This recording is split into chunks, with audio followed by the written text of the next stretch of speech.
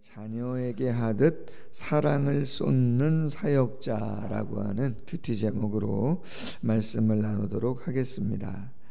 바울이 2차 전도 여행 중에 복음을 전했던 데살로니가 교회에 바울이 고린도에서 AD 한 51년경에 서신을 쓰고 있습니다.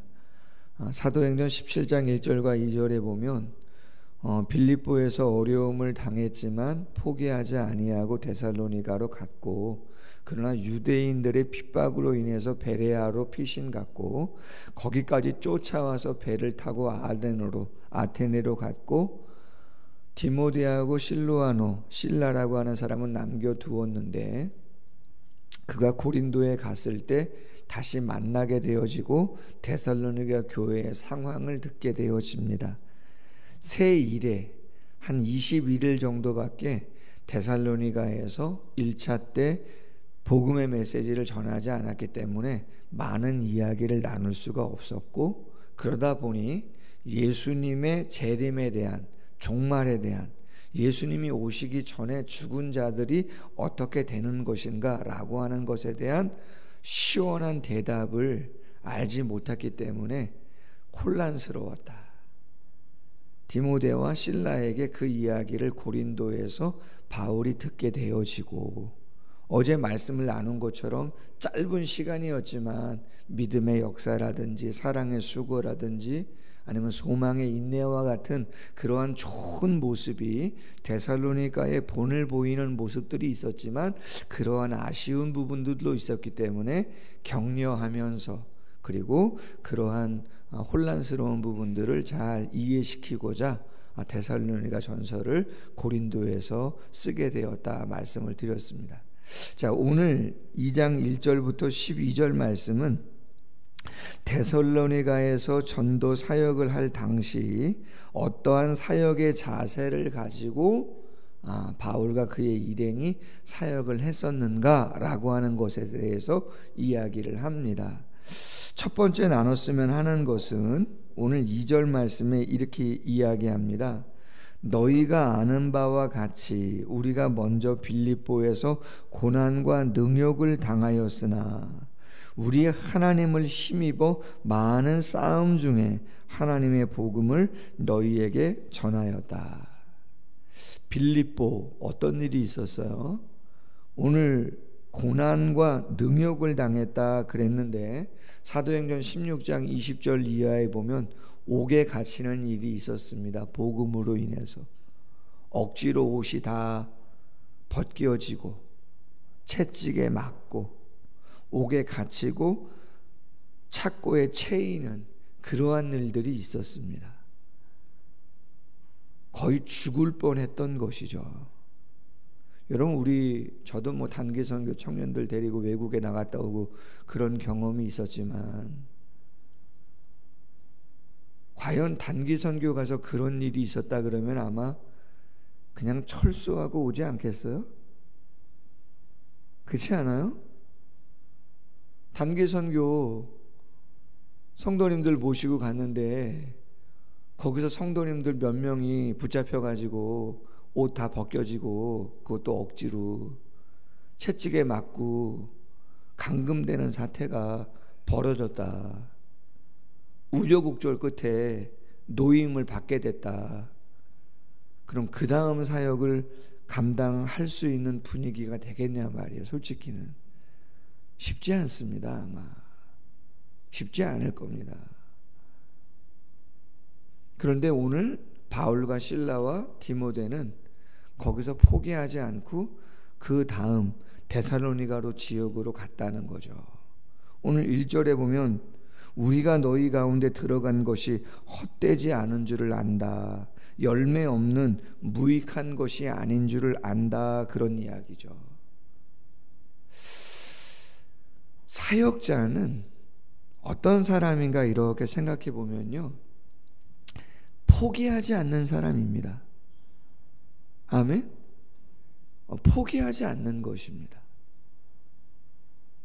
고난이 없거나 핍박이 없거나 어려움이 없는 건 아닙니다. 낙심도 됩니다. 배신도 당하고 뭐 여러 가지 이야기를 수없이, 여러분 여기까지 오면서 신앙생활하면서 섬겼던 교회에서 어떤 일들이 있었는가를 한번 생각해 보십시오. 이런저런 사랑을 그리는 교회 12년 차입니다. 어떤 일이 있었는가? 이런저런 낙심할 일들, 시험당할 일들 얼마든지 있습니다. 모욕이요? 얼마든지 있습니다. 무시당하는 거요? 여러분 얼마든지 있습니다. 그런 일들. 그러나 사역자는 포기하지 않는 것이죠. 베드로전서 2장 23절 이하 이런 말씀이 있습니다.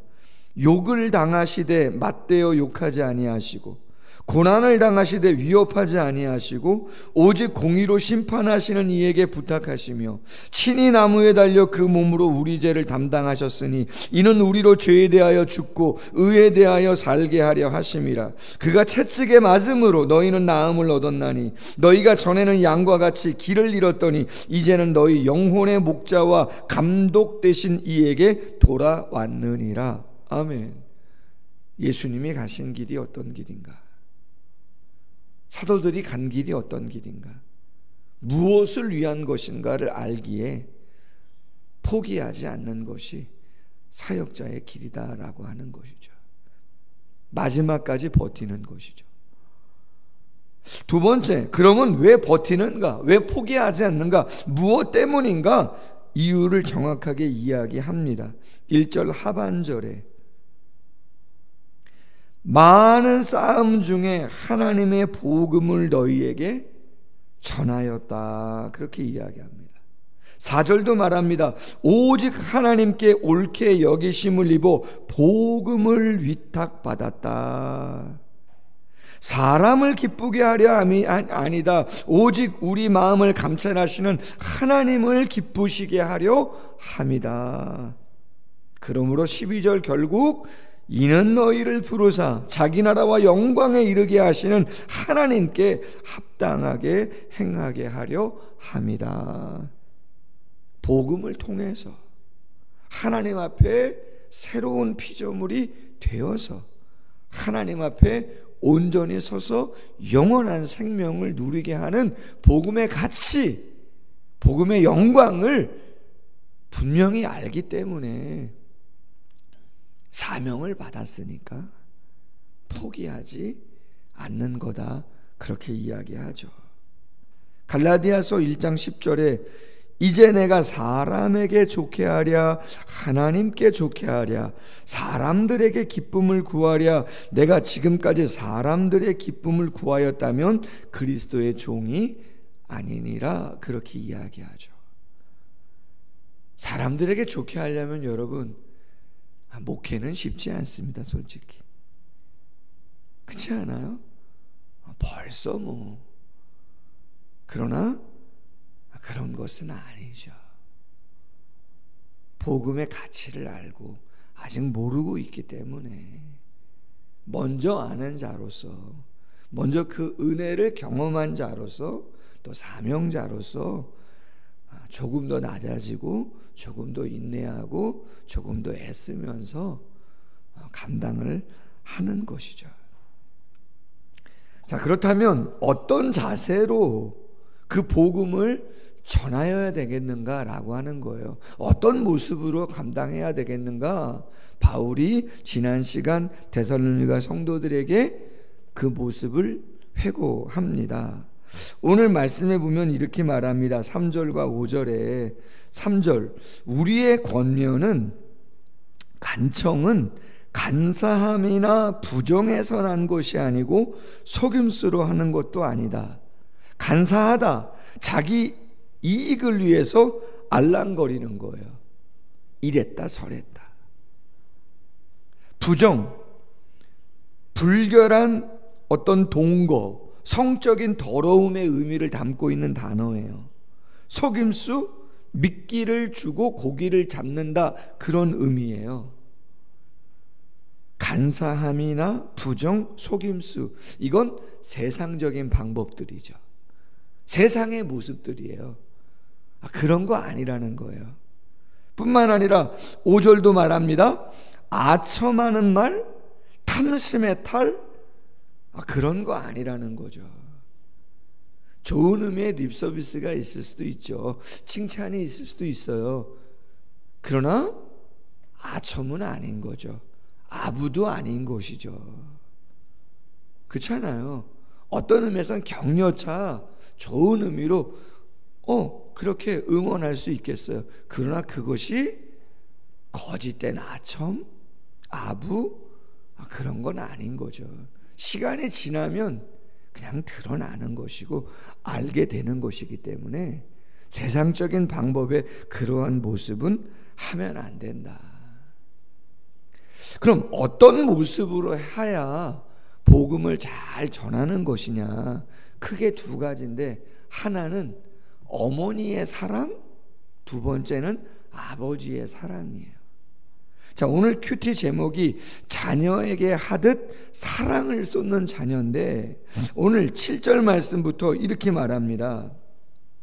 우리는 그리스도의 사도로서 마땅히 권위를 주장할 수는 있지만 도리어 유순한 자가 되어 유모가 자녀를 기름같이 한다.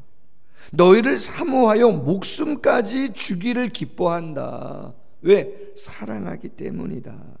수고와 애를 쓴다. 심지어는 사도기 때문에 권위를 주장해서 도움을 얼마든지 물질적인 도움이나 여러 가지 상황, 환경적인 것을 받을 수 있지만 혹시라도 복음에 오해가 있을까봐, 그렇죠, 일을 하면서 돈을 벌면서 부담을 주지 않으면서 그렇게 하려고 한다. 거룩하고 옳고 흠 없이 행하는 그러한 사역을 한 것이다. 유모가 어린아이를 기름같이. 부담스럽고 부끄러운 면이 있죠. 목숨을 내어놓는 그러한 사랑을 감당한다. 그렇게 이야기하죠. 한마디로 말해서 최선을 다해서 잘해주려고 애쓴다는 거예요. 어머니의 마음이, 어머니의 모습이 좀 그렇지 않아요? 그런데 재미난 부분이 있어요. 그렇게 사랑을 주고 헌신하고 아껴주고 애쓰는 것뿐만 아니라 오늘 11절은 또 이렇게 말합니다. 너희도 아는 바와 같이 우리가 그렇게 사랑을 했지만 너희 각 사람에게 아버지가 자기 자녀에게 하듯 또 모두 해요? 권면은 훈계입니다. 위로, 격려도 합니다. 그러나 또 모두 한다고요? 경계, 경고도 한다는 거예요. 좋은 말만 한 건 아니고 좀 듣기에 부담스럽고 버거운 이야기들도 그때그때마다 했다는 거예요. 아버지와 같은 모습이죠. 어머니의 사랑의 모습이 있고 아버지의 사랑의 모습이 있는데 성격이 같지는 않죠. 뭐 어머니도 단소리 하실 수는 있겠지만 아버지도 따뜻하게 여러 가지 그러한 사랑을 할 수 있겠지만 좀 성격이 말이죠.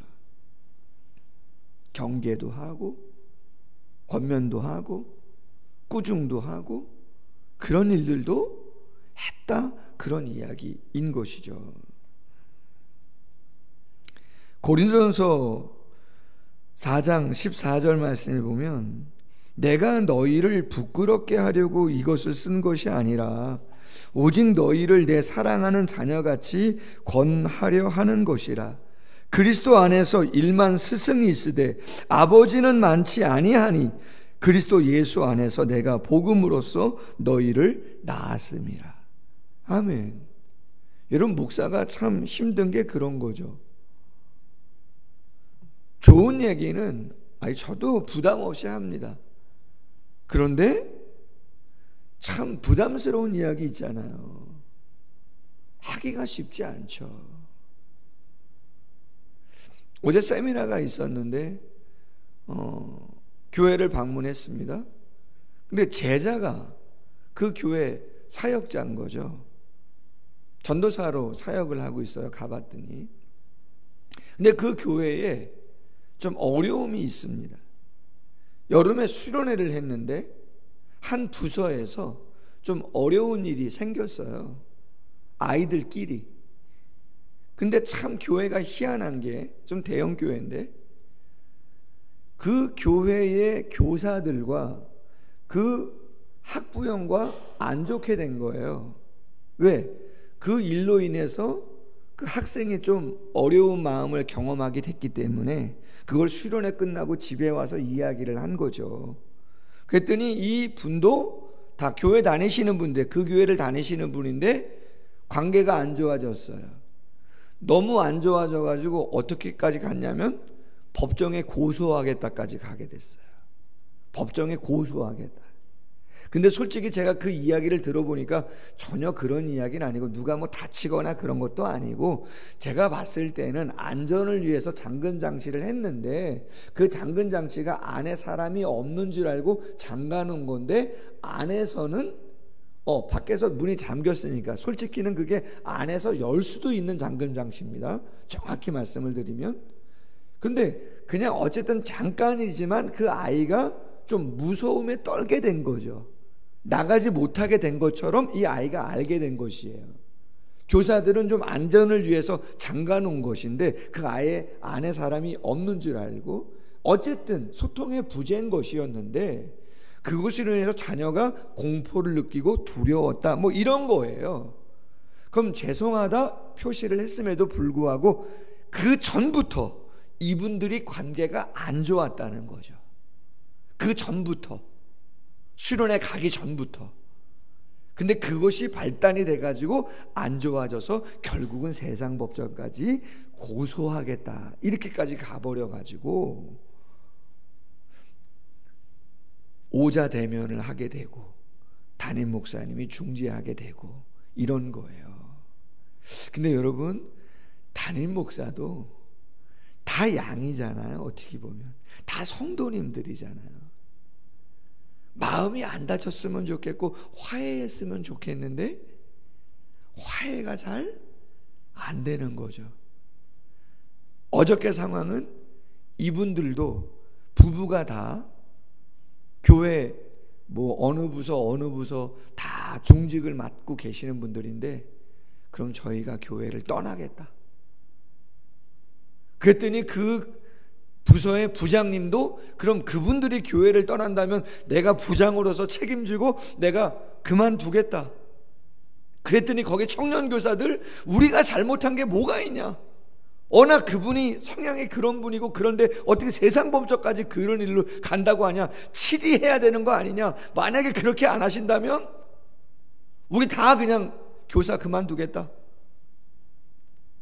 대형교회입니다.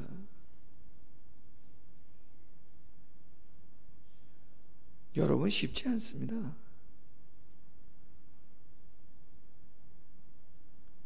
권고하고 경계하고.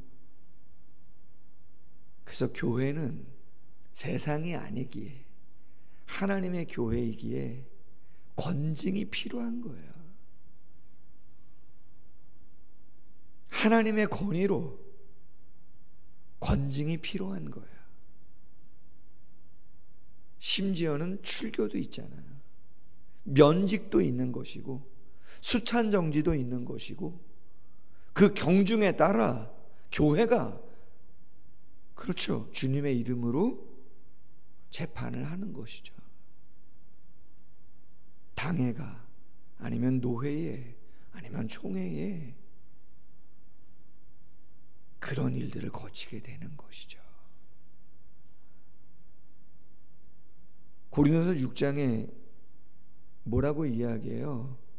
아무리 교회에서 어려운 일이 있어도 어디는 가지 말라고요? 세상 법정엔 가지 마라. 하나님의 복음으로 교회가, 성도가 세상을 판단하고 세상을 권면하고 바른 길로 인도해야 될 사명이 있는 자들이 복음을 모르고 진리를 모르는 자들 앞에 가가지고 옳고 그름을 판단받는 거, 그거 하나님 앞에 덕스럽지 않다, 영광 가리는 거다. 웬만하면 그냥 어떻게 하라 그래요? 손해보고 말아라. 웬만하면 그냥 감당할 수 있으면 손해보고 말아야지. 세상 법정 가는 거, 그거 덕스럽지 않은 거다. 여러분, 그 일이 세상 법정 갈 일입니까 진짜? 그런 거 아니잖아요. 말씀을 맺습니다. 교회 안에는 죄인들이 오는 거예요. 그래서 교회의 1층은 병원이라고 말씀드렸고, 교회 2층은 헬스장, 영적인 근육을 강화시키는 곳이 교회라고 말씀드렸는데, 이런저런 일이 있죠. 그러나 포기하지 않습니다. 아멘? 왜요? 복음의 가치를 알고 있기 때문에. 세상의 모습으로 복음 전하는 거 아니다. 속임수로 아니다. 부정으로 아니다. 간사함도 압으로 그런 거 아닙니다. 격려는 필요하고 어머니의 사랑도 필요하죠. 그러나 아버지와 같은 권위를 가지고 경계도 하고 권면도 하는, 서운하다, 그런 일이 없었으면 제일 좋겠고, 할렐루야, 그런 일이 없으면 제일 좋겠고, 그러나 그런 일이 있다면 그렇죠, 그럴 수도 있겠다라고 하는 생각을 서로가, 목사에게는 용기가 필요할 때도 있어요, 여러분. 할렐루야. 쉽지 않죠. 기도하겠습니다. 하나님 아버지, 데살로니가 교회에 바울과 실라와 디모데가 어떠한 모습으로 짧은 시간이지만 임팩트 있는 그러한 사역을 감당했는가, 오늘 회고하면서 이야기를 나누고 있습니다. 고난과 능욕이 있었다고 했습니다. 빌립보에서 옥에 갇혔었습니다. 그런데 포기하지를 않습니다. 우리가 교회 생활하면서 믿음의 삶을 살면서 시험 받았다고 할 만한 일들 교회 안에 얼마든지 있습니다. 그러나 포기할 수는 없는 것입니다. 이유는 복음이 핵심입니다. 예수 그리스도께서 하나님의 아들이 이 땅에 오사 우리의 죄와 사망의 문제를 위하여 죽으시기까지 그 모든 걸 감당하셨고, 그 엄청난 사랑을 우리에게 주셨음을 우리가 믿을진데, 그 사랑보다 더 큰 그 무엇이 어디에 있겠습니까? 순간에 마음이 상하는 일, 몸이 아프고 피곤한 일, 버거운 일들 없지 않아 있지만 우리는 압니다. 이 세상이 영원하지 않고 성경이 이야기하는 것처럼 빨리 지나가는 시간들이고, 영원한 하나님의 나라와 천국이 우리의 소망인 것을 우리는 분명히 알고 고백하고 믿고 갑니다. 세상의 방법으로 신앙생활 하지 않는 저희들 되길 원하고, 어린 자녀를 양육하는 어머니의 사랑으로, 또 아버지의 사랑으로 잘 양육해서 하나님 든든한 장성한 신앙의 견고함이 있는, 흔들리지 않는 그러한 성도님들을 양육하고, 또 복음을 전해서 세상에 방황하는 영혼들을 그렇게 이끌어가는 사랑을 그리는 교회와 우리의 모든 사역들이 될 수 있도록 하나님께서 은혜를 베풀어 주시옵소서. 기도합니다. 주께서 기도할 바를 허락하여 주시고 강화 감동 주셔서 순종하고 나아감으로 오늘도 평안함과 은혜를 누리는 복된 삶이 될 수 있도록 함께하여 주시옵소서. 예수님의 이름으로 기도하옵나이다. 아멘. 계속해서 기도합니다.